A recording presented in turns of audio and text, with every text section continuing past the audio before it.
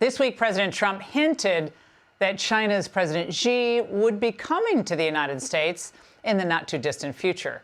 And there's also talk of a Beijing summit between the two. But what's the truth? Here's more of my interview with President Trump. Is there going to be a summit in June? It could be. I mean, I wouldn't mind a summit, but there's going to be something else taking place. It's called April 2nd, and that's going to be tariffs. And China will pay, and other countries will pay. We've been ripped off by every country in the world, friend and foe.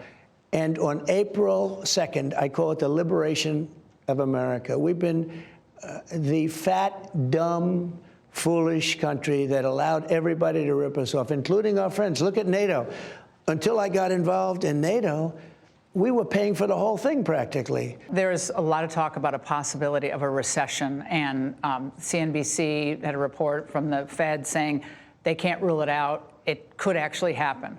What can you say to Americans tonight who are concerned about the possibility of a recession, given the fact that you're trying to reorient the economy to a manufacturing economy again? I think if I didn't get elected, our country would be finished to start off with. And I think now that I did get elected, I think we're going to have the strongest economy in the history of the world. And I had that economy in 4 years, with all the harassment, with all the crazy people after me, with all of the things that went on, even with COVID.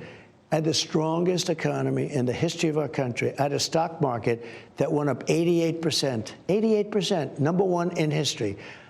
The other markets went up 66%, and I think like 71%. Will we see a recession in 2025? Are you ruling it out? We're going to have the strongest economic country in the history of the world, of the planet.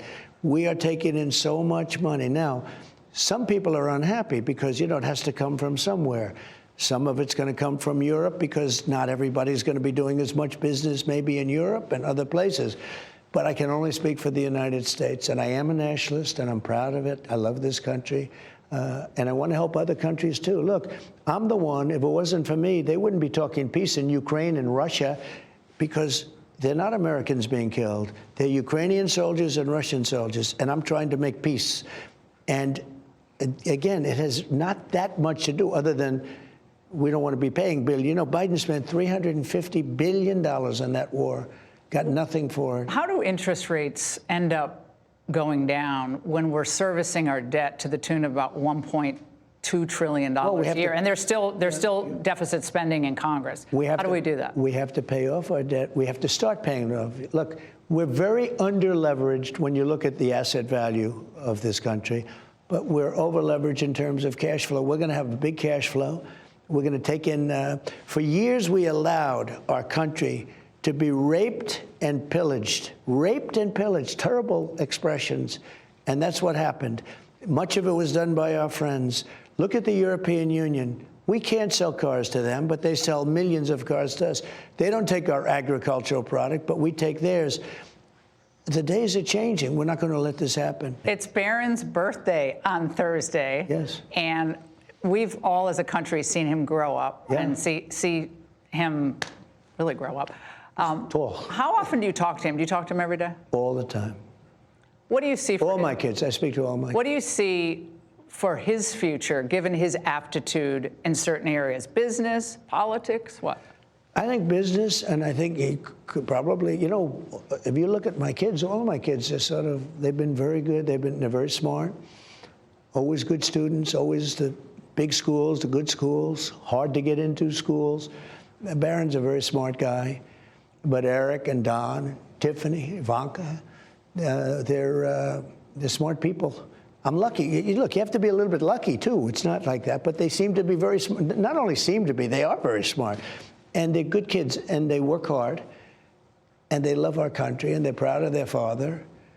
And, we have a very good relationship. You talked the other day about how music was your aptitude as a child, that your father saw that you had a musical aptitude. And so it's kind of obvious in kids early on what they're good at. But is Barron's aptitude, in your view, business or politics? Maybe technology. He can look at a computer. I'd try turning off his car, turn it off. I'd turn off his laptop. I said, oh, good. And I go back 5 minutes later, he's got his laptop. I said, how'd you do that? None of your business, Dad. No, he's got an unbelievable aptitude in technology. What do you do when you can't sleep? Because you don't sleep. You're like me, you don't sleep at all. I know you just don't need a lot of sleep. But when you can't fall asleep, you wake up in the night, how do you go back to sleep? Well, the only thing I totally admired about Sleepy Joe Biden is the following. He'd go to a beach. He'd lay down in a cot, barely able to get his feet through the sand. He'd lay down, and within minutes, he's sleeping, and you have cameras watching him. I could never do that. I would never be able to sleep like that. That's about the only thing I think that was wonderful. He was a disaster. This man was a disaster. I don't sleep much. You don't sleep much. A lot of people that love what they're doing don't sleep much, I find. And so far, it's been okay.